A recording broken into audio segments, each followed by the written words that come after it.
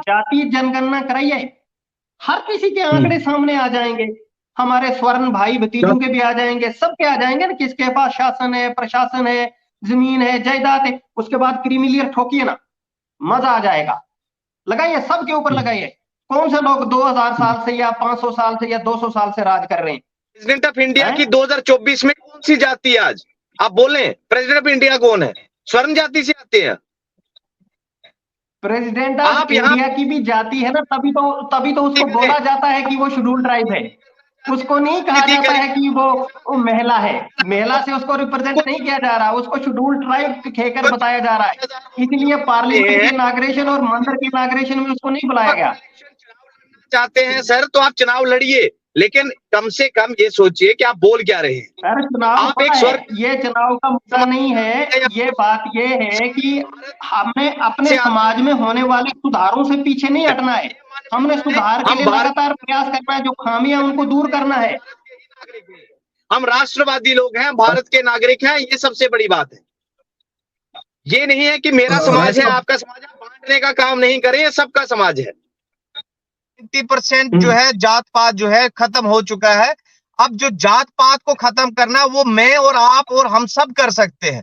अगर इस तरीके से मानसिकता अगर हम लेके चलेंगे तो आने वाले समय में जो हमें समाज के अंदर लोग देख रहे हैं वो हमें हमारे आइडियोलॉजी को उसी तरीके से फॉलो करेंगे जिस तरीके से हम उनको पाठ पढ़ाएंगे। हमें खड़गे साहब का मैंने आज ही 10 बजे जो है 10 तारीख को उनका एक बयान आया है कि कांग्रेस पार्टी जो है इस वर्डिक्ट के खिलाफ है। वो अलबत्ता परिहार साहब अब शायद कांग्रेस पार्टी के खिलाफ जा रहे हैं। अलबत्ता खड़गे साहब का बयान है कि आप देखिए, आप राजनीतिक भाषण यहाँ पे नहीं दें कि आप और इस तरीके से ना बोलें कि रेप एक ही समाज के एक ही जो है समाज के अंदर जो है एक पार्टिकुलर कास्ट का होता है। रेप का मतलब रेप है, रेप के जो है पक्ष में कोई भी समाज का व्यक्ति नहीं। रेप के खिलाफ हम भी हैं, आप भी हैं और सारे हैं। चुप कर लीजिए, थोड़ा तो डिसिप्लिन डेकोरम रखें। जब ये बोल रहे थे I was not speaking at that आप डेकोरम, आप भाई साहब आप जो बोल रहे हैं समाज के अंदर जिस तरीके से आप एक जो है नफरत फैलाने का काम कर रहे हैं, उस नफरत को खत्म करने का काम हम लोग कर रहे हैं। आप कह रहे हैं कि एक पार्टिकुलर जो है समाज की जब रेप होता है तब पॉलिटिकल पार्टीज आती हैं। क्या एक आम व्यक्ति नहीं आया? क्या कभी भी हाथरस में जो कांड हुआ क्या उसमें कोई भी व्यक्ति सामने नहीं आया? पूरे देश में जो है लोगों ने जो है उसका विरोध किया। आप ये क्यों नहीं कहते कि पूरे देश जो है उस बच्ची के साथ था? आप ये क्यों कहते हैं कि एक समाज का रेप हुआ? क्या स्वर्ण जाति के किसी व्यक्ति जो है बेटी का रेप नहीं हुआ? क्या किसी और समाज? आप कह रहे हैं कि खड़गे साहब का जो है, खड़गे साहब ने जो है अपने कांग्रेस पार्टी की तरफ से कोई भी जो है पक्ष, मेरा पर्सनल ओपिनियन है,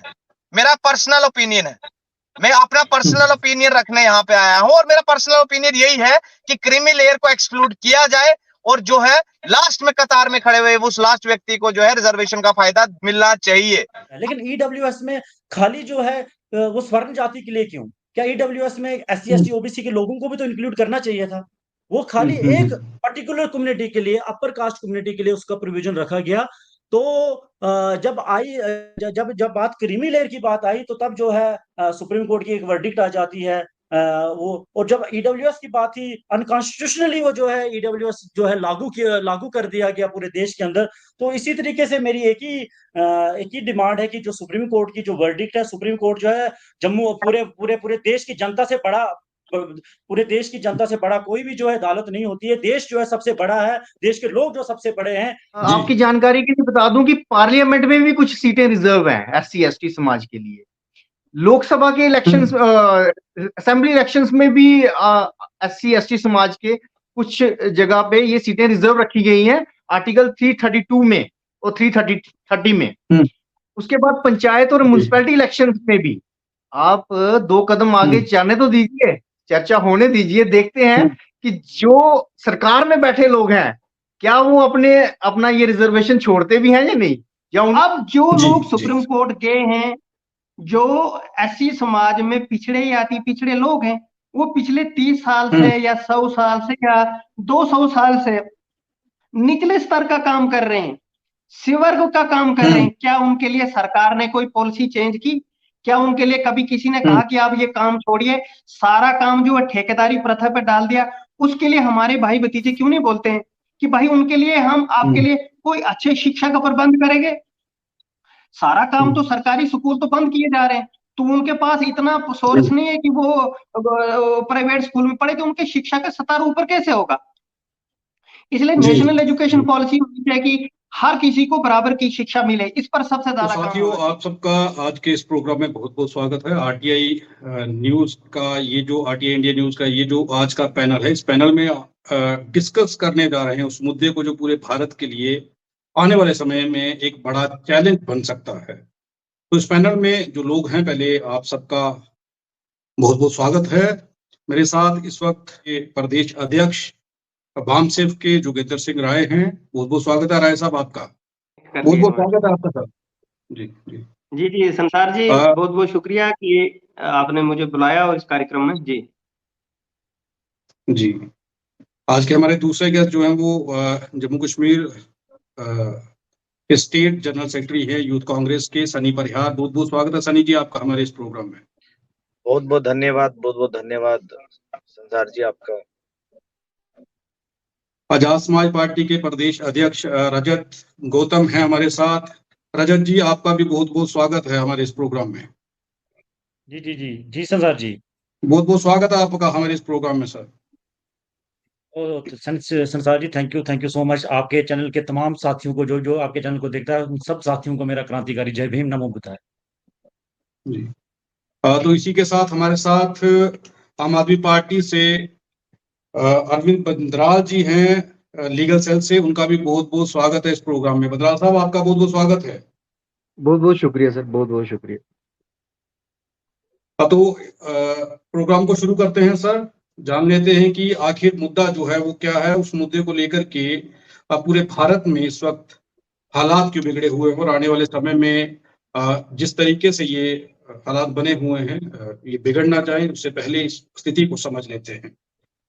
तो मेरा पहला सवाल ये है कि ये जो सुप्रीम कोर्ट का एक फैसला आया है जिसमें उन्होंने कहा गया है कि सुप्रीम कोर्ट की ओर से कहा गया है कि क्रीमी लेयर जो है उसको लेकर के बात कही गई है। तो सबसे पहले मैं जोगेंद्र सिंह राय से जानना चाहता हूँ। राय साहब मुझे बताइए ये क्रीमी लेयर का मामला आखिर है क्या? ये क्या है क्रीमी लेयर जिसे सुप्रीम कोर्ट ने जो ऑर्डर किया है?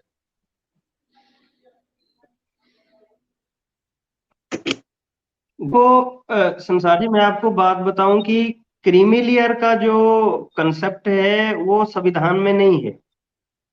क्योंकि SC ST का जो आरक्षण का मामला है ये सामाजिक और शिक्षित पिछड़ेपन के कारण और छुआछूत और आदिवासी होना इसका जरूरी है।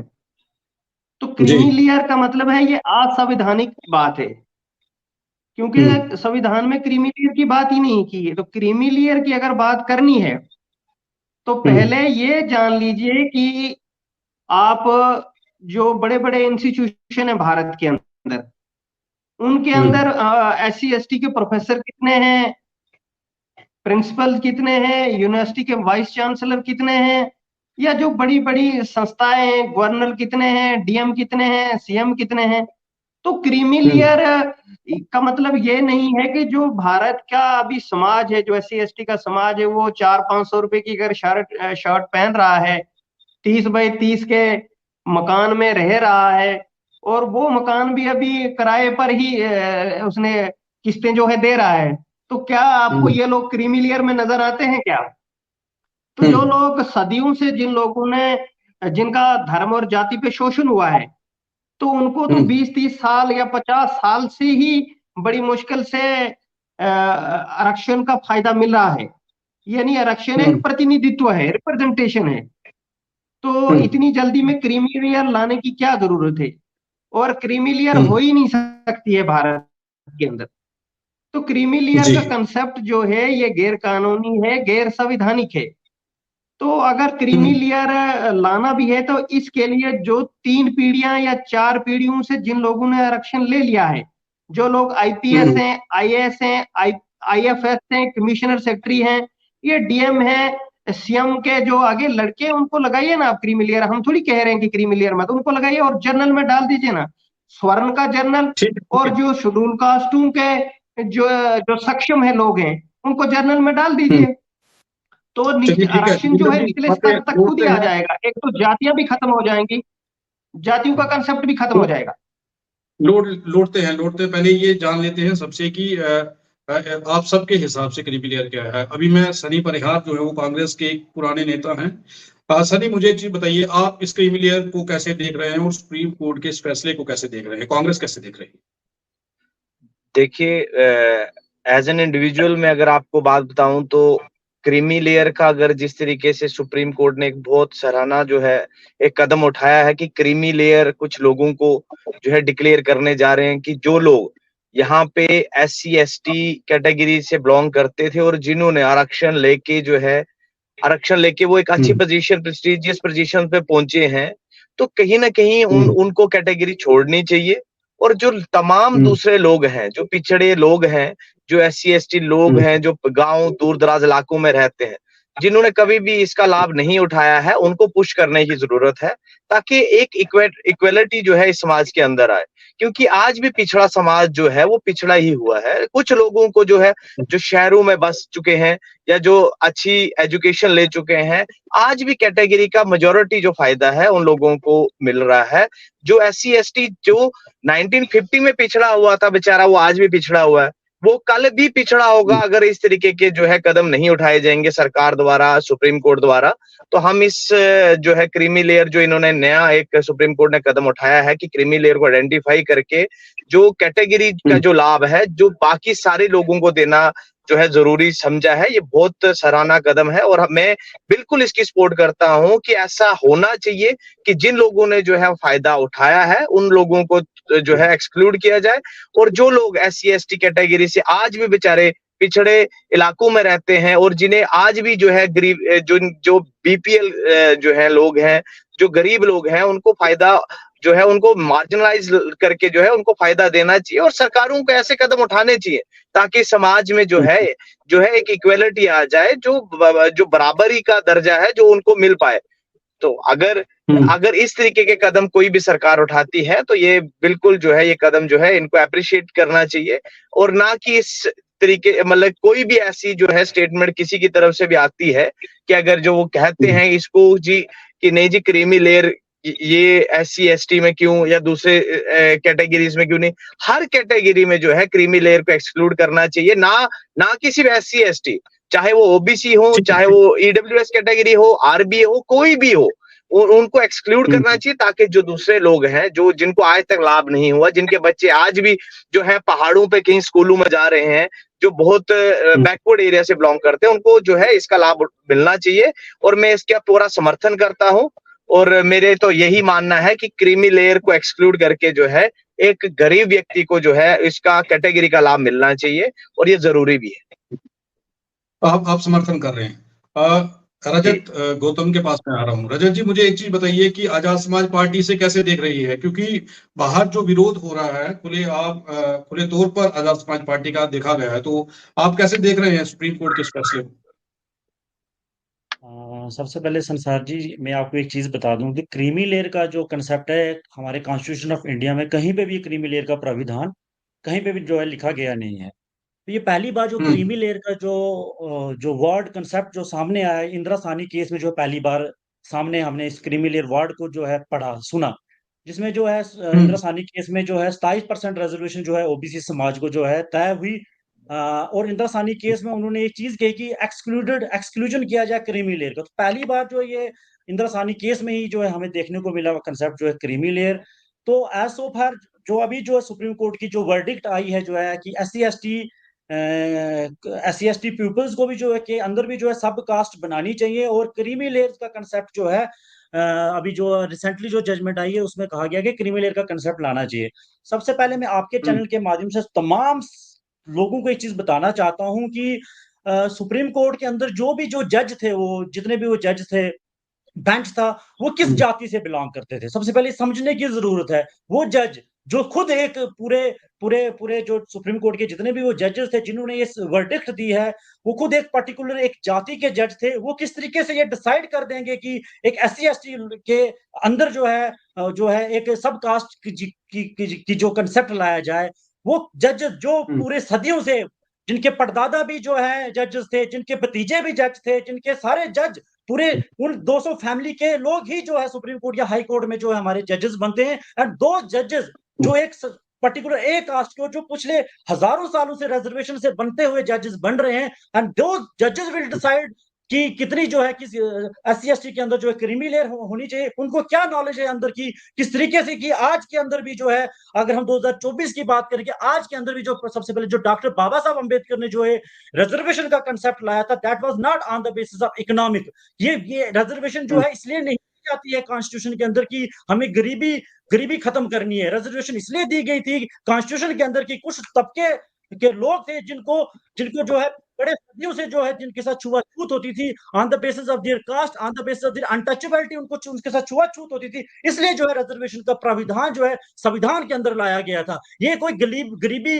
मुटाव, अमीरी मुटाव आंदोलन नहीं है जो हमें जो है इस तरीके से किसी की जो है इकोनॉमिक बेसिस पे जो कभी भी रिजर्वेशन का कंसेप्ट जो है बाबा साहब अम्बेडकर ने कभी नहीं लाया था। तो इस तरीके से जो सुप्रीम कोर्ट की वर्डिक्ट है, आजाद समाज पार्टी पूरे जोरों शोरों से उस सुप्रीम कोर्ट की वर्डिक्ट की जो है निंदा करती है, और जो कॉलेजियम से बने हुए जजेस हैं आज वो डिसाइड करेंगे कि SC/ST के अंदर जो है क्रीमी लेयर होनी चाहिए। दो जजेस जो खुद कॉन्स्टिट्यूशन रिजर्वेशन से आए हुए हैं, जो जिनके परदादा भी जजेस, दादा भी जजेस, खुद भी जजेस और भतीजे भी जजेस, दो जजेस विल नॉट डिसाइड। हमारे एडवोकेट चंद्रशेखर आजाद जी ने पार्लियामेंट के अंदर भी जो है तो जोरों शोरों से इस वर्डिक्ट की जो है निंदा की है, और आने वाले टाइम में अगर सरकार इस पे जो है बिल पार्लियामेंट के अंदर बिल पेश नहीं करती है तो हम सड़कों पे जो है आंदोलन करेंगे। जी जी मेरे साथ बनराज जी हैं। बनराज साहब, आप कैसे देख रहे हैं कि ये जो सुप्रीम कोर्ट का फैसला है उसके बाद चर्चा को आगे बढ़ाएंगे, क्योंकि पहले आपका ओपिनियन ले लेते हैं कि आप लोग कैसे देख रहे हैं। आप सुप्रीम कोर्ट के इस फैसले का समर्थन करते हैं या फिर क्रीमी लेयर के इस फैसले को कैसे देख रहे हैं? देखिए, मेरा ये मानना है कि ये बिल्कुल सही बात है कि there is no provision of creamy layer in Baba Sahab constitution, इसमें कोई दो राय नहीं है। हमें लेकिन इस बात पे चर्चा होनी चाहिए। मेरा ये मानना है कि हम लोग कोई नहीं है जो ये डिसाइड कर सके कि ये सही किया सुप्रीम कोर्ट ने या गलत किया। सुप्रीम कोर्ट ने आफ्टर ऑल हमारे मतलब एक डिग्निटी का सवाल है, सुप्रीम कोर्ट को एक हाईएस्ट फर्म माना जाता है। अगर कोई भी फैसला या कोई चर्चा उस अकॉर्डिंग होती है जो सुप्रीम कोर्ट करता है, तो हमें उसे तहे दिल से स्वागत करना चाहिए। और इसका फैसला करने का हमें कोई राइट नहीं है बीइंग ए लीडर या फिर कोई भी पार्टी के सदस्य होने के नाते। मुझे ये लगता है कि हमें इस बात पे गौर करना चाहिए कि क्या इस रिजर्वेशन का लाभ क्या उस शख्स को मिला जो एक कोई गांव में या किसी पहाड़ों में रहता है। ये उनका हक है। हम लोग अपनी राय कर सकते हैं, राय दे सकते हैं, और मैं बड़ा शुक्रगुजार हूं संसार जी आपका कि आपने चर्चा करने के लिए ये टॉपिक चुना। ये बड़ा अच्छा टॉपिक है। फिलहाल मेरी तरफ से अगर पार्टी की कोई अभी कोई ऐसी न्यूज आई नहीं है इस मुद्दे पे, लेकिन एक व्यक्तिगत राय हम लोग सब रखते हैं। तो मैं सबसे पहले तो शुक्रगुजार हूं आपका कि आपने ये चर्चा का विषय शुरू तो किया।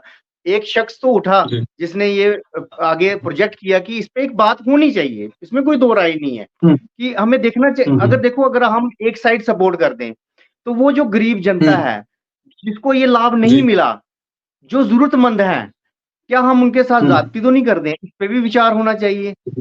क्या जो इसका लाभ उठा के एक मिडिल अपना उससे ऊपर उठ के एक रिच फैमिलीज में आ चुके हैं, क्या वो नीचे दबके के लोगों को दबाना चाहते हैं? इस पे भी बात होनी चाहिए। तो बेसिकली मेरा ये मानना है कि ये हक उन लोगों का है जो बेचारे इसका फायदा नहीं उठा पाए। हमें दोनों तरफ से देखना पड़ेगा जनाब।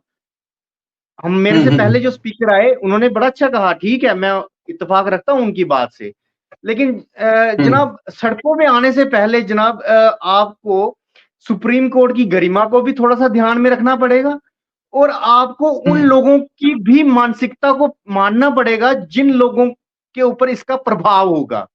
जो लोग नौकरियां ले चुके हैं, जहां जिनके 2-3-4 पुश्तें नौकरी कर चुकी हैं रिजर्वेशन लेके, क्या उनको वॉलंटरली इसको रिजाइन नहीं करना चाहिए? इस पे भी बात होनी चाहिए। मुझे लगता है सभी तथ्यों पे बात होनी चाहिए। आज हम एक चर्चा करने बैठे हैं, एक चर्चे का एक विषय है जो बड़ा इंपॉर्टेंट है। इसमें जज्बातों से ज्यादा हमें लॉ पॉइंट्स के ऊपर डिसाइड करना चाहिए, और व्यक्तिगत तौर पर कौन पिछड़ा रह चुका है उस पर गौर करना चाहिए। क्या वो गरीब का बच्चा जिसे जी। पढ़ाई नहीं मिली, क्या उसके बारे में सोचना हमारा फर्ज नहीं है? क्या एक आईएएस अफसर का बेटा या डॉक्टर का बेटा ही रिजर्वेशन का फायदा लेगा? ये भी हमें सोचना पड़ेगा। इस विषय में बात होनी चाहिए। मेरा अभी न्यूट्रल ही है इसमें, मैं न्यूट्रल तौर पे अपनी बात रखने की कोशिश करूंगा। संसार जी जी। दोबारा से लौट करके आते हैं बामसेफ के जम्मू कश्मीर प्रदेश अध्यक्ष जो है हमारे साथ जोगिंदर सिंह राय जो है। राय साहब अब लौट करके आ रहे हैं कि कोई चर्चा जो है आपका ओपिनियन जो है वो आ गया है, लेकिन अब जानना यह है कि बामसेफ पूरे भारत में इस आंदोलन को समर्थन नहीं दे रही है। जो 21 तारीख को आंदोलन होने जा रहा है, बामसेफ का समर्थन नहीं है, लेकिन आप इसे कैसे देख रहे हैं, क्योंकि आप प्रदेश अध्यक्ष हैं, जम्मू कश्मीर की जिम्मेवारी है आपके कंधों पर।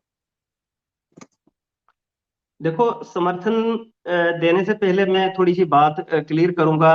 मेरे एक साथी ने अच्छा कहा है कि हमें सुप्रीम कोर्ट की गरिमा को ध्यान में रखना चाहिए। तो मैं ये बताना चाहूंगा कि जो लोग सुप्रीम कोर्ट में ये याचिका लेकर गए थे, वहां पर उन्होंने ये कहा है कि आज भी हमारे समाज के साथ जातीय अत्याचार और जातीय भेदभाव होता है, इसीलिए उनको आरक्षण का लाभ नहीं मिला। माननीय सुप्रीम कोर्ट ने राज्यों को यह निर्देश दिया है कि आप ऐसे जातियों की, ऐसे पिछड़े जातियों की सूची तैयार करो जिनको अभी तक भी आरक्षण का लाभ नहीं मिला। लेकिन जो रमेश कुमार भंगी जी, जो एससी समाज से, बाल्मीकि समाज में से आते हैं, उन्होंने यह तर्क तो दिया है, लेकिन उन्होंने ये नहीं कहा कि उनके समाज को आज तक आरक्षण का लाभ क्यों नहीं मिला। उन्होंने ये नहीं कहा कि इसका कारण अशिक्षा है। तो एससी एसटी जो समुदाय है वो बहुत बड़े जातियों का एक समूह है, लगभग 2000 जातियां हैं इसमें, जिनको जाति और धर्म के नाम पर सदा ही उनका शोषण हुआ है, और वो सरकारी नौकरियों में और शिक्षा में इस समाज का रिप्रेजेंटेशन कर रहे हैं। अब आरक्षण ना मिलने का संबंध इससे नहीं है कि उनको ये नहीं मिला इसका दोष है, देना आरक्षण को ठीक नहीं है, क्योंकि आरक्षण उसी को मिलेगा जो उचित शिक्षा प्राप्त कर चुका होगा या उचित शिक्षा को प्राप्त करेगा। तो कोई भी जाति विशेष, कोई भी समुदाय अगर जो कभी स्कूल ही नहीं गया, जिसने कभी मिनिमम क्वालिफिकेशन हासिल ही नहीं की है, जो सरकारी नोटिफिकेशन नौकरियों के लिए निकलती है उसके अगेंस्ट उसकी क्वालिफिकेशन नहीं है, आप जितना मर्जी क्रीमी लेयर लगा दीजिए, जितना मर्जी उपवर्गीकरण सब क्लासिफिकेशन कर लीजिए, कभी भी निचले तबके तक रिजर्वेशन नहीं आएगा। उनको फायदा ही नहीं मिल सकता, क्योंकि वो उनके पास एजुकेशन ही नहीं है। ये एक षड्यंत्र है सरकार का, कि सरकार ने अपना पक्ष जो सुप्रीम कोर्ट में रखा है कि उन्होंने ये कहा है कि हम सब क्लासिफिकेशन और क्रीमी लेयर के हक में हैं। तो जो भी जिन भी लोगों को सरकारी नौकरी में या शिक्षा में उनकी रिप्रेजेंटेशन नहीं मिली, तो इसकी इस व्यवस्था वो व्यवस्था है जिन्होंने सदियों से उन लोगों के ऊपर जुल्म किया, शिक्षा से वंचित रखा, उनको पढ़ने नहीं दिया। 1848 में जब भारत में स्कूल खोला गया तो कौन सी जाति विशेष के लोग थे जो सरकारी स्कूल खोलने का विरोध कर रहे थे, जो कह रहे थे कि इन लोगों को पढ़ने का अधिकार नहीं, हमारे धर्मशास्त्रों के खिलाफ है। तो सुप्रीम कोर्ट के तहत सरकार ने रिजर्वेशन खत्म करने की आखिरी कील मारी है। अब हमारा मकसद आरक्षण को बचाना नहीं है। मैं आपके माध्यम से यह स्पष्ट करना चाहता हूं कि आरक्षण को सुरक्षित करना हमारा मकसद नहीं है। हम 21वीं सदी में जी रहे हैं, आरक्षण की भीख मांगकर अब समाज जीना नहीं चाहता है।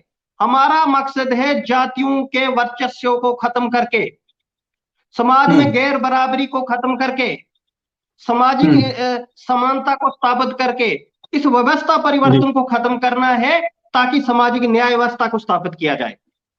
मैं बार बार कह रहा हूं कि क्रीमी लेयर, जो अगर सरकार का ये काम है कि आरक्षण गरीबी हटाओ उन्मूलन का कार्यक्रम होता, यह सरकार का ये लक्ष्य है कि हर निचले स्तर तक सरकारी नौकरी या शिक्षा का लाभ मिले, तो ईडब्ल्यूएस जो सुदामा कोटा 2019 में लागू हुआ, उसमें एससी एसटी ओबीसी को बाहर क्यों रखा गया? वो तो पार्टिकुलरली स्वर्ण आरक्षण है, अगर आप जातियां खत्म नहीं करना चाहते हो और जातियों के नाम पे मिलने वाली आप जो सुविधा हो उसको बरकरार कैसे रख पाओगे आप?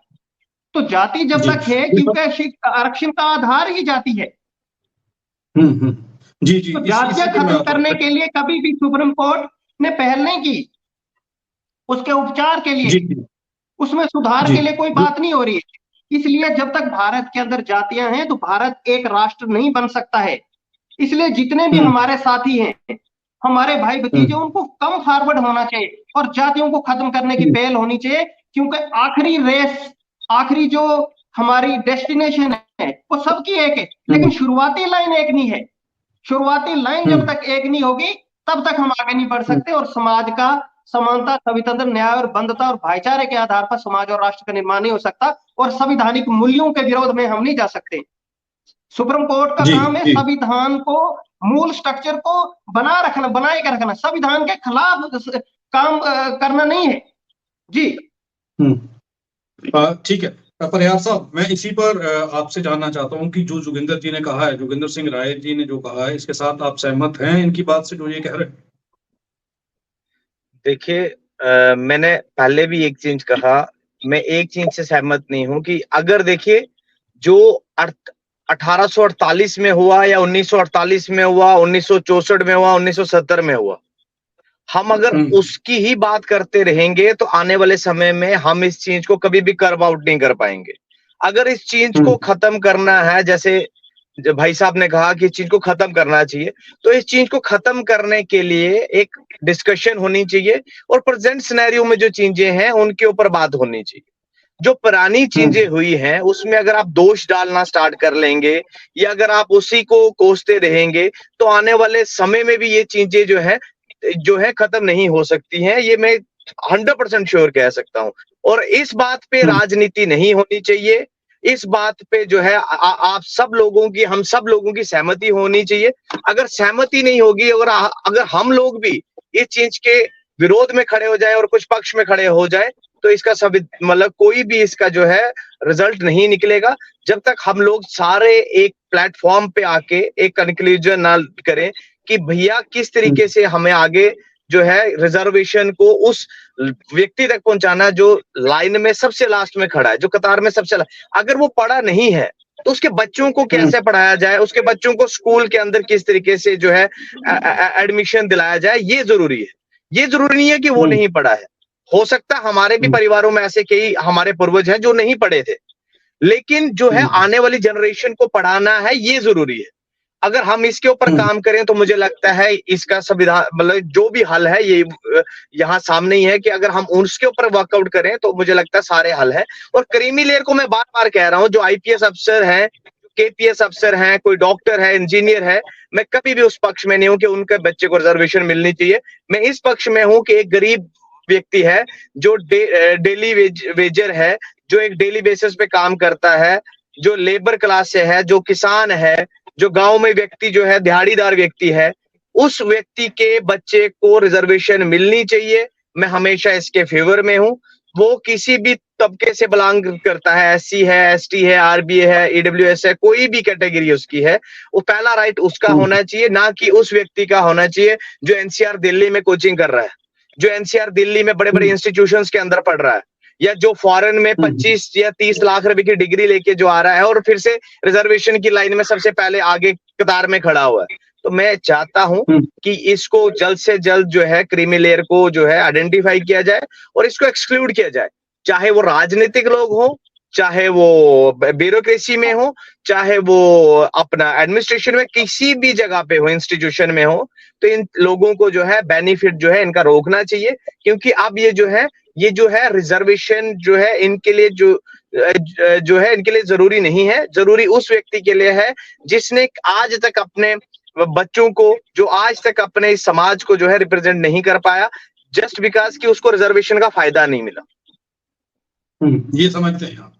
रजत, आप कैसे देख रहे हैं? सनी परिहार ने जो कहा है और जो जोगिंदर सिंह राय ने कहा है, इन दोनों की बात से आप इत्तेफाक रखते हैं, सहमत हैं आप इनकी बात से? देखिए संसार जी, अगर मैं 2024 की बात करूं, मेरे कुछ काबिल साथी कह रहे थे कि हमें 1974 में नहीं जाना चाहिए, 1960 में नहीं जाना चाहिए, 1970 में नहीं जाना चाहिए, हमें नहीं जाना चाहिए पुराना। ठीक है, इस वर्ग के लोग जो SC ST OBC वर्ग के लोग हैं वो पीछे जाना भी नहीं चाहते हैं। वो तो चाहते हैं कि उन्हें इंसानियत समझा जाए, तो चाहते हैं कि उनको आज भी जो है उस बराबरी की नजर से देखा जाए। लेकिन आज 2024 के अंदर मैं देखूं और NCRB का डेटा निकाल के अगर मेरे सब काबिल साथी देखें, तो आज के दिन में भी NCRB का डेटा अगर कोई मेरे काबिल साथी देखें, तो दलित समाज के साथ आज भी उतना ही शोषण हो रहा है, उतने ही एट्रोसिटीज के केस सामने आ रहे हैं जो पहले से कहीं ज्यादा बढ़ रहे हैं। आज भी अगर मटका छूने पे जो है बच्चे की हत्या की जाती है, घोड़ी चढ़ने पे जो है उसके कत्ल होते हैं। दूर क्या जाना, जम्मू कश्मीर के अंदर आज भी अगर दलित समाज के बच्चे जो है स्वर्ण समाज की लड़कियों से शादी करते हैं तो उनके घर जलाए जाते हैं, उनके घर तोड़े जाते हैं, कुएं में पानी पीने पे जाने से उन लोगों को जो है उनके साथ उनको मारा जाता है। जम्मू कश्मीर के अंदर कम से कम भी ना करते करते भी 2024 में 15 से 20 केसेस जो SC ST एट्रोसिटीज एक्ट में रजिस्टर्ड है। तो क्या समझना ये है कि आज की डेट में 2024 के अंदर हम देखें तो क्या जातिवाद खत्म हुआ है? जिस बेसिक पॉइंट पे जो है रिजर्वेशन का मूल आधारण जो था, जो है अनटचेबिलिटी था, उस बेसिस पे जो है रिजर्वेशन का प्रोविजन जो है रखा गया था। क्या आज की डेट में क्या अनटचेबिलिटी खत्म हुई है? क्या आज की डेट में कोई IPS बन जाता है, कोई बड़ा वकील बन जाता है, तो क्या आज की डेट में उस IPS बंदे को किसी स्वर्ण जाति की, किसी अपर कास्ट कम्युनिटी की लड़की से शादी करनी होती है? क्या हो पाती है? क्या रोटी बेटी का रिश्ता आज के टाइम में क्या हो पा रहा है? क्या होता है? जब ये चीजें हो ही नहीं रही हैं, आज भी अनटचेबिलिटी उस स्तर पे है, आज भी जो है यूनिवर्सिटीज में जो है हमारे प्रोफेसर्स को जो है मारा जाता है। आज भी रोहित वेमुला के जैसे बच्चों को जो है मारा जाता है, पालवी तड़वी जैसी बेटियों को मारा जाता है, इंस्टीट्यूशनल मर्डर्स हो रहे हैं। आज भी जो है इस तरीके के जो एट्रोसिटीज हैं, NCRB, ये मैं नहीं बोल रहा हूँ, NCRB का डेटा बताता है। तो किस तरीके से जो है, जब अनटचेबिलिटी खत्म नहीं है, जब तक रजत रमीत के नाम से गौतम नहीं हटेगा, किसी के नाम से परिहार नहीं हटेगा, किसी के नाम से शर्मा नहीं हटेगा, तो हम कैसे तय करें कि हम जो है एक इक्वालिटी के बेसिस पे हैं? जब तक हमारे देश में जो है ये कास्टिज्म खत्म नहीं होगा, आगे से नाम के आगे से सरनेम खत्म नहीं होगा, तो जातिवाद हमारे देश के अंदर जो है उस पीक तक है। जब पूरे देश के अंदर जो है हमारे जो ये कास्ट वर्ग सिस्टम है, जो हमारे नाम के आगे से जो है ये सब नेम्स हैं जो कट जाएंगे, तो SC ST OBC के लोग हम खुद जो है अपनी रिजर्वेशन छोड़ देंगे। हमें रिजर्वेशन चाहिए नहीं, बट रिजर्वेशन इसलिए हम लोगों को चाहिए क्योंकि आज भी IPS अफसर्स के साथ भी जम्मू कश्मीर के अंदर जो है हमारे जल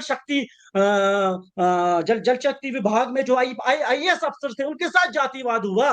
क्या वो किसी बड़ी पोस्ट पे नहीं थे? तो जब उनके साथ वहां पे जातिवाद हो रहा है, तो क्या जातिवाद के नाम पे जो आरक्षण मिलता है कि वो खत्म क्यों होना चाहिए? हम लोगों को या SC ST OBC के लोगों को आरक्षण नहीं चाहिए अगर जातिवाद खत्म हो जाता है। हम बार बार एक चीज कहूंगा कि आरक्षण इसलिए नहीं चाहिए कि हम लोगों को जो है, हमारे लोगों को जो है इकोनॉमिक बेसिस पे जो है कोई अपने आप को अपलिफ्ट करना, इसलिए चाहिए आरक्षण क्योंकि आज भी जो अनटचेबिलिटी है, आज भी छुआछूत है। तो जब तक ये छुआछूत खत्म नहीं होगी, तो तब तक आरक्षण का प्रोविजन तो रहना चाहिए। रही बात जम्मू कश्मीर के अंदर जितनी भी या बाहर के जितनी भी पॉलिटिकल पार्टीज है, चाहे वो कांग्रेस हो, चाहे वो आम आदमी पार्टी हो, चाहे वो नेशनल कॉन्फ्रेंस, किसी का भी जो है स्टेटमेंट जो है सामने अभी तक नहीं आया है कि जो सुप्रीम कोर्ट ने वर्डिक्ट, जो इतनी बड़ी वर्डिक्ट दी है, तो किसी भी पॉलिटिकल पार्टी ने अभी तक इस चीज का जो है सुप्रीम कोर्ट की इस वर्डिक्ट की जो है निंदा नहीं की है। तो आने वाले टाइम में मुझे लगता है कि बहुजन समाज के लोगों को और तमाम समाज के लोगों को समझना चाहिए कि ये पॉलिटिकल पार्टीज आपके लिए क्या, जब आपके वोट बतौरने होते हैं तो इनको सब SC ST OBC 95% लोग जो है याद आ जाते हैं। तो आज उन बहुजन समाज के लोगों को, SC ST OBC के लोगों को समझना पड़ेगा कि आपके साथ कांग्रेस खड़ी कहाँ है, आपके साथ नेशनल कॉन्फ्रेंस खड़ी कहाँ है, आपके साथ आम आदमी। देखिए, इस पे राजनीति नहीं होनी चाहिए संसार जी, इस पे राजनीति नहीं होनी चाहिए। कांग्रेस NC या कोई भी PDP की बात नहीं है, एक प्रॉपर समाज की बात है। आपको आने वाले टाइम में, इलेक्शन के टाइम में समझना पड़ेगा बहुजन समाज के लोगों को कि आपके साथ इस बुरे वक्त में कौन खड़ा है। मुझे लगता है भाई साहब चुनाव लड़ना चाहते हैं तो राजनीतिक मुद्दा ना बने, तो मुझे लगता है कि ज्यादा डिबेट अच्छी रहेगी। अगर किसी को चुनाव लड़ना है तो चुनाव लड़ने के लिए एक अच्छा मुद्दा है, लेकिन अगर किसी को सच में अगर किसी को समाज के लिए कोई कार्य करना है तो उसको इसको समझना पड़ेगा और बड़ा एफिशिएंटली इसके ऊपर काम करना पड़ेगा। मैं परिहार साहब पहले बनराल साहब का पूछ लेते हैं, उनका क्या राय है, उसके बाद में फिर चर्चा करेंगे इस पर। बनराल साहब, आप कैसे देख रहे हैं? आपने इन सब की बात सुनी, आप कैसे देख रहे हैं? उसके बाद में आगे की चर्चा को शुरू करेंगे, क्योंकि समय कम है, समय के अंदर सारी बात को रखेंगे हम। मैं बिल्कुल ब्रीफ में रखूंगा। जैसे कि मेरे साथी ने कहा कि शादियां नहीं हो पाती, ये वो 2-4 स्टेटमेंट उन्होंने दे दी। जनाब, शादी जो करनी है वो हर एक लड़का लड़की, वो उनकी अपनी मनपसंद की बात है। मैं खुद एक वकील रह चुका हूँ पिछले 19 साल से जम्मू हाई कोर्ट में, तो मैं खुद ही कम से कम भी मैं 50 से ऊपर शादियां करा चुका हूँ। ये सिर्फ कहने की बातें हैं, एक चीज होगी ये। बाकी आप जिनको गिरा के देख रहे हैं, जिस समाज को आप नीचा दिखाने की कोई कसर नहीं छोड़ रहे हैं, मैं आपकी जानकारी के लिए बता दूं कि महाराणा प्रताप की फौज थी वो, आप उनको कम मत आंकिए, आप ये मत करिए वो वॉरियर्स हैं। आप ये बात को मत सोचिए कि उनको पिछड़ा करके या उनको आप नीचा गिरा के कोई फायदा ले जाएंगे। मैं आपसे स्पष्ट रूप पे कहना चाहता हूं, महाराज हमारे राजा महाराणा प्रताप जी की फौजें हैं, ये वॉरियर्स हैं। पता नहीं किसी इंसान को इनको गिरा के क्या मिलता है। महाराजा हरि सिंह, हम हमारे जम्मू की बात करेंगे, उनके सबसे प्रिय थे ये समाज। किसी ने आके कह दिया कि भाई साहब हमें किसी पंडित ने मंदिर नहीं जाने दिया, महाराजा जी गुस्से हो गए कि ये कौन सा कानून पास हो गया जम्मू कश्मीर में, ये कौन सा कानून और किसने पास कर दिया, ये कैसे हो सकता है, ये कैसे पॉसिबल है। और आप यकीन मानिएगा भूचाल आ गया था उस वक्त। ये वो फौज है, आप क्या बात कर रहे हैं, जहां पे ये हमारी वो जन्मभूमि है जहां श्री रामचंद्र जी शबरी जी के जूठे बैर खाए थे। ये पता नहीं कहां से ये सिस्टम बढ़ाया गया। मेरे ख्याल से 1947 के बाद इसका ज्यादा पकड़ होगी, क्योंकि वोट बटोरने की आदत पड़ गई नेताओं को, पॉलिटिकल पार्टीज को, मेरा ये मानना है। अदरवाइज लेकिन मेरा आपसे ये कहना है कि इतिहास में इतने एग्जाम्पल्स आपको मिल जाएंगे। अंगराजकरण, जब तक पता नहीं था पांडव थे, उससे पहले वो अंग के राजा बन गए थे। यार क्या बात करते हो, कहने का मतलब ये हम किस धरती पे रहते हैं, हमने क्या हमारा इतिहास रहा है उसे जाने बिना अगर हम लोग आरोप प्रत्यारोप की राजनीति करेंगे, मुझे लगता है वो ठीक नहीं है। दूसरी बात ये है कि एक चर्चा का विषय है, ठीक है, चर्चा होनी चाहिए। बाकी मैं SC और ST समाज के खिलाफ कभी भी नहीं जा सकता। अगर कोई शख्स ये कहे कि मुझे वो लाभ नहीं मिला और मुझे इस लाभ के लिए ये एक सुनहरा मौका है कि वाकई क्रिमिलियर्स को साइड करके मुझे वो आरक्षण का फायदा मिलना चाहिए, जनाब मैं उसके साथ खड़ा मिलूंगा, चाहे वहां पे गोलियों की बरसात क्यों ना हो जाए। बाकी सब राजनीतिक मुद्दे हैं, कृपया समझने का प्रयत्न करिए। हर बार भड़काऊ भाषण में फायदा नहीं होता है। सनी जी से मैं पूरा एहतराम करता हूं कि उन्होंने कहा कि इस पे राजनीति नहीं होनी चाहिए, इस पे चर्चा होनी चाहिए। एक दूसरे के खिलाफ बोल के हम समाज में जो विफलता का माहौल बनाएंगे वो अच्छी बात नहीं है। जी जी जी। योगेंद्र सिंह राय साहब, बनराल साहब ने जो कहा है, उन्होंने कहा है कि ये हमारे राजाओं महाराजाओं की बड़ी पसंदीदा फोर्सेस रहे हैं, बड़ा प्यार रहा है, इस चीज को राजनीति में मत डालिए और ऐसा माहौल मत खराब करिए। देखो राय साहब, शायद इतिहास पढ़ने की जरूरत है इनको, क्योंकि इतिहास में जब मुगलों ने भारत में 500 साल से ज्यादा राज किया जी, और मुगलों के दरबार में नवरत्न कौन थे ये इतिहास में छुपा नहीं है। राजा मानसिंह से लेकर चंद्रबहान, टोडरमल और बिरबल के जैसे नवरत्न वहां थे।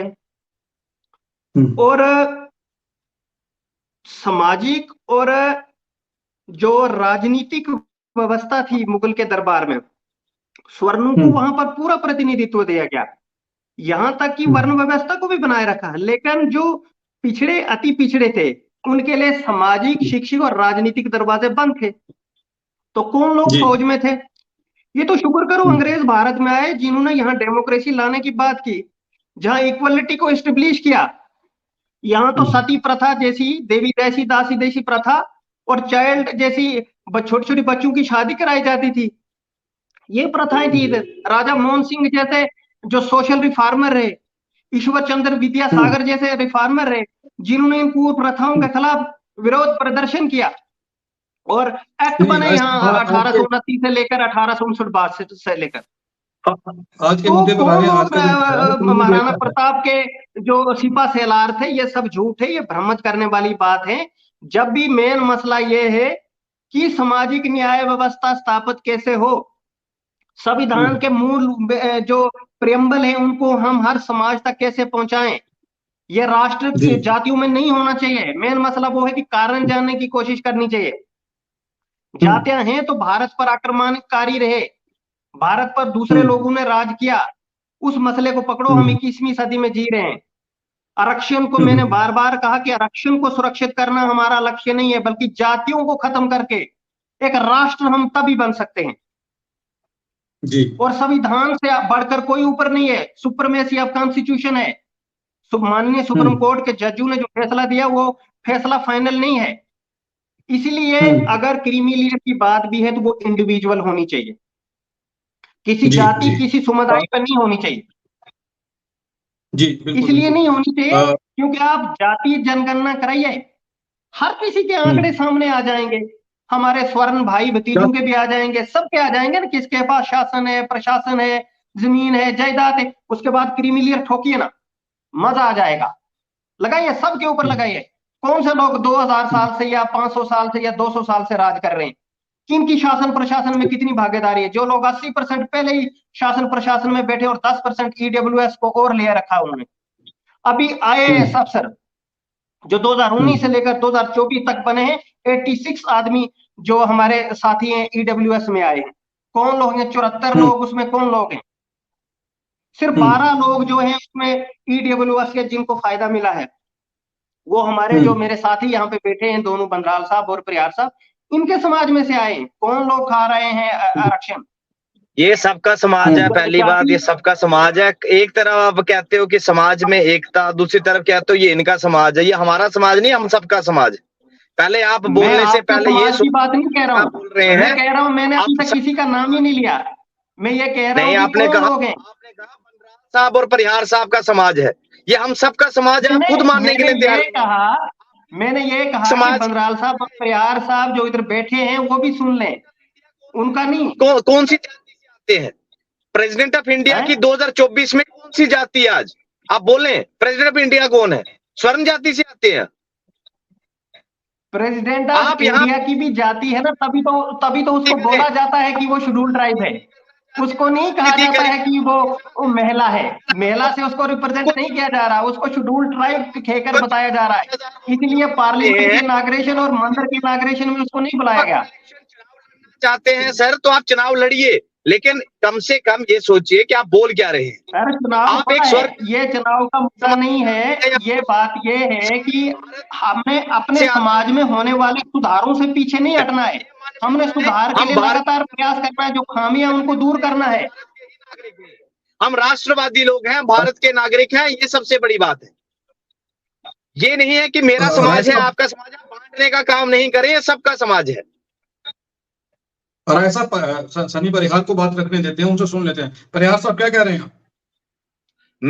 मेरा साफ ये है कि मैं राय साहब की इस बात से सहमत नहीं हूं कि ये बंदराल साहब और परिहार का समाज है। ये सबका समाज है। पहले आप ये बैठा लें मन में कि ये सबका समाज है। एक तरफ आप सब समाज को इकट्ठा करना चाहते हैं, दूसरी तरफ आप समाज को खुद बांट रहे हैं परिहार और बंदराल में। तो ये समाज जब तक आप खुद मन में नहीं बैठाएंगे कि आप खुद जो है एक समाज में एक साथ रहना चाहते हैं, तब तक कुछ नहीं होगा। और अगर भड़काऊ भाषण या इस तरीके के भाषण देख के अगर आपको लगता है कि राजनीति आज के समय में होगी, आज के समय में युवा बहुत जो है कॉन्शियस है अपने वोट को पता है कि जात जो है इस समाज के अंदर से, मैं नहीं कहता पूरी तरीके से खत्म हुआ हो, लेकिन 90% जो है जात पात जो है खत्म हो चुका है। अब जो जात पात को खत्म करना वो मैं और आप और हम सब कर सकते हैं। अगर इस तरीके से मानसिकता अगर हम लेके चलेंगे तो आने वाले समय में जो हमें समाज के अंदर लोग देख रहे हैं वो हमें हमारे आइडियोलॉजी को उसी तरीके से फॉलो करेंगे जिस तरीके से हम उनको पाठ पढ़ाएंगे। हमें उनको वही पाठ पढ़ाना है जो इस देश के लिए सही है, जो इस समाज के लिए सही है। हमें इस तरीके का पाठ नहीं पढ़ाना है कि ये उसका समाज है या इसका समाज है, ये हमारा समाज है। सबसे पहले ये सुनाने की जरूरत है इस देश की जनता को कि हम एक हैं, हमारा समाज एक है, हमारा भारत एक है, हमारा देश एक है। जी राजा जी, सहमत हैं आप सनी परिहार जी की बात से? संसार जी, मैंने जैसे पहले ही कहा कि मेरे तमाम काबिल साथी ये कह रहे थे कि मेरा एक ही चीज पे मैं अभी भी बात रखूंगा कि जब तक जो पूरे देश के अंदर जो है जातिवाद की जो प्रथा है वो खत्म नहीं होगी, तब तक कॉन्स्टिट्यूशन में जो प्रोविजन है रिजर्वेशन का वो तब तक खत्म नहीं हो सकता है।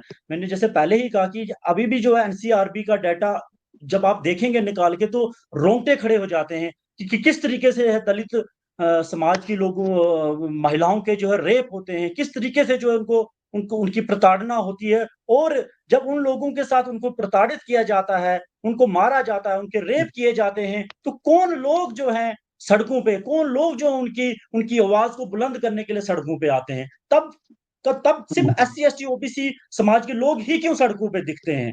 तब उन समाज के साथ मुझे खुशी होती, हमें खुशी होती कि तब तमाम समाज के लोग जो हैं, तमाम पॉलिटिकल पार्टीज के लोग जो हैं, उन लोगों के साथ उन बेसहारा लोगों के साथ खड़े कांधा से कांधा मिला के दिखने चाहिए। लेकिन बड़े दुख से मुझे ये चीज़ कहनी पड़ती कि ऐसा होता नहीं है। ये ये कहना कि आज के टाइम में जातिवाद खत्म हो गया है, तो ये उन समाज के लोगों से पूछिए कि जातिवाद खत्म हुआ या नहीं हुआ है। जो जिसके साथ उत्पीड़ना होती है, ये वही जानता है। जिसके साथ उत्पीड़ना हुई नहीं है, वो ये चीज़ कैसे कह सकता है कि आज के टाइम में जो है जातिवाद जो है खत्म हुआ है या नहीं हुआ है।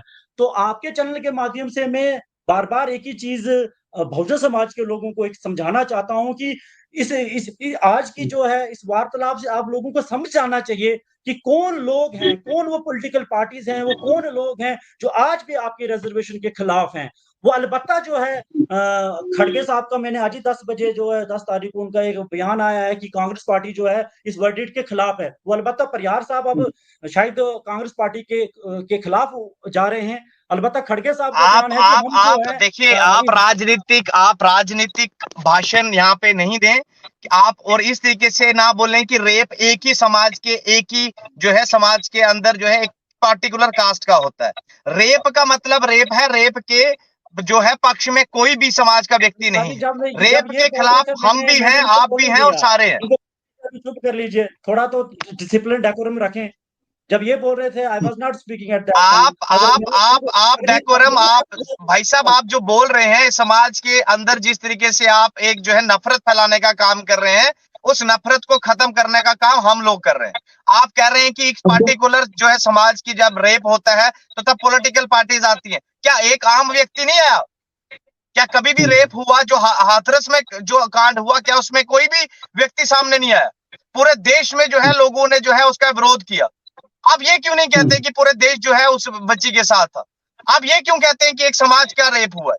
क्या स्वर्ण जाति के किसी व्यक्ति जो है बेटी का रेप नहीं हुआ? क्या किसी सिख समुदाय से जो बच्ची ताल्लुकात रखती है उसका रेप नहीं हुआ? रेप जो है पार्टिकुलर एक कास्ट का नहीं होता, एक किसी भी बच्ची के साथ होता है। हम उसकी कड़ी निंदा करते हैं। और समाज, आप कह रहे हैं कि खड़गे साहब का जो है, खड़गे साहब ने जो है अपने कांग्रेस पार्टी की तरफ से कोई भी जो है पक्ष, मेरा पर्सनल ओपिनियन है, मैं अपना पर्सनल ओपिनियन रखने यहाँ पे आया हूं। और मेरा पर्सनल ओपिनियन यही है कि क्रीमी लेयर को एक्सक्लूड किया जाए और जो है लास्ट में कतार में खड़े हुए उस लास्ट व्यक्ति को जो है रिजर्वेशन का फायदा मिलना चाहिए। आप जो है मतलब इसका साफ ये मतलब है कि आप लास्ट में कतार में जो व्यक्ति खड़ा है उसके फेवर में नहीं है, इसीलिए आप इस वर्डिक्ट के खिलाफ है। आप समाज में ऐसी जो व्यक्ति जो है पहाड़ों में रहता है, गांव में रहता है, जो वंचित है जो है रिजर्वेशन से, आप उसके खिलाफ है। इसका मतलब आप नहीं चाहते कि जो है मिडिल क्लास या जो गरीब तबके से जो ताल्लुकात रखते हैं उनको जो रिजर्वेशन का फायदा। आप सिर्फ क्रीमी लेयर की बात कर रहे हैं क्या? आप शायद क्रीमी लेयर से वोट लेना चाहते होंगे, लेकिन मैं कहता हूं कि हमारा कोई पॉलिटिक्स से लेना देना नहीं है। अभी जो समाज के अंदर जो व्यक्ति वंचित है, हम उसके फेवर में हैं, हम उसके साथ खड़े हैं और हम चाहते हैं कि रिजर्वेशन का फायदा सबसे ज्यादा जो हो वो उस व्यक्ति को हो जो उसको डिजर्व करता है, ना कि उस व्यक्ति को जो 15 करोड़ की कोठी में बैठ रहा है, जो 2 करोड़ की कोठी में बैठ रहा है। रजत जी कंक्लूड करेंगे, आप अपनी बात रखिए, फिर मैं परिहार जी की बात हमने सुन ली है, तो बंदराल जी की बात सुन लेंगे। बताइए। हाँ जी संसार जी, आपके चैनल के माध्यम से मैं को प्लीज समझाना चाहता हूँ कि ईडब्ल्यूएस रिजर्वेशन ऑलरेडी जो है एग्जिस्टेंस में है। ऑलरेडी जो ईडब्ल्यूएस रिजर्वेशन जो इकोनॉमिक जो लोग जो है इकोनॉमिकली वीक हैं उनके लिए जो है ऑलरेडी जो है उनके लिए प्राविधान रखा गया है। लेकिन ईडब्ल्यूएस में खाली जो है वो स्वर्ण जाति के लिए क्यों?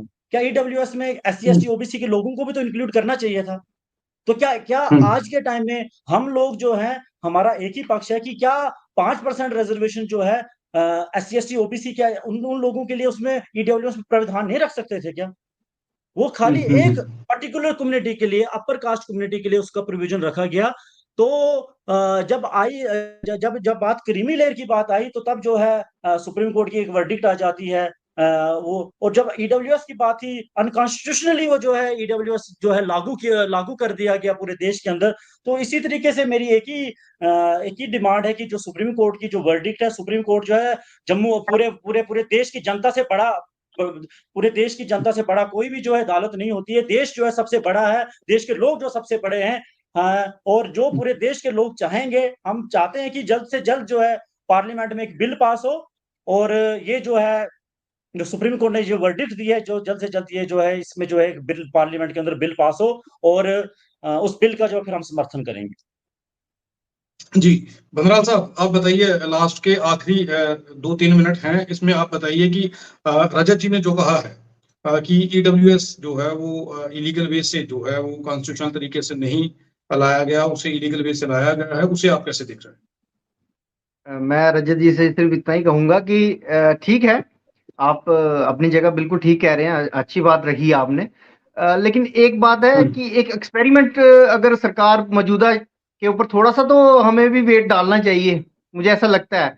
देखिए मौजूदा जो सरकार में है बीजेपी, अब नाम ले ही लेते हैं, इन्होंने कृषि कानून बनाए थे, तीनों विड्रा किए, फिर आईपीसी सीआरपीसी चेंज करके बीएनएसएस करके वो बड़ा मुसीबत डाली है। स्टेट ऑफ जेएंडके को यूटी में डाल दिया, टोल प्लाजे पहले तोड़े और उसके बाद अपनी सरकार आई तो लगा दिया। तो ठीक है, ये थोड़ा सा काम होने दीजिए, कोई इशू नहीं है, इस पे चर्चा होनी चाहिए। लेकिन सबसे जो एक इम्पोर्टेंट चीज है जिसपे अभी हम बात नहीं कर रहे हैं, उसको भी नजर में रखना चाहिए। आपकी जानकारी के लिए बता दूं कि पार्लियामेंट में भी कुछ सीटें रिजर्व हैं एससी एसटी समाज के लिए। लोकसभा के इलेक्शंस, असेंबली इलेक्शंस में भी एससी एसटी समाज के कुछ जगह पे ये सीटें रिजर्व रखी गई हैं आर्टिकल 332 में और 330 में। उसके बाद पंचायत और म्युनिसिपैलिटी इलेक्शंस में भी आप 2 कदम आगे जाने तो दीजिए, चर्चा होने दीजिए, देखते हैं कि जो सरकार में बैठे लोग हैं क्या वो अपना ये रिजर्वेशन छोड़ते भी हैं या नहीं, या उन्हीं के आगे बच्चे भी आएंगे। अगर एक मंत्री है तो मंत्री का बच्चा मंत्री आएगा, अगर कोई एमएलए है तो उसका बच्चा ही आगे एमएलए आएगा। थोड़ी देर वेट तो करिए, हमें थोड़ा सा मुकाम तक इनको चलने तो दीजिए 4 कदम। अगर हम पहले ही इन्हें रोक देंगे तो मुझे लगता है कि समाज को आईना नहीं दिखा पाएंगे हम लोग, और मुझे लगता है ये चर्चा चलने दीजिए। राय साहब, आखिर में 2 मिनट हैं, 2 मिनट में बताइए क्या कहना चाहते हैं, क्योंकि प्रोग्राम का समय जो है वो पूरा हो चुका है।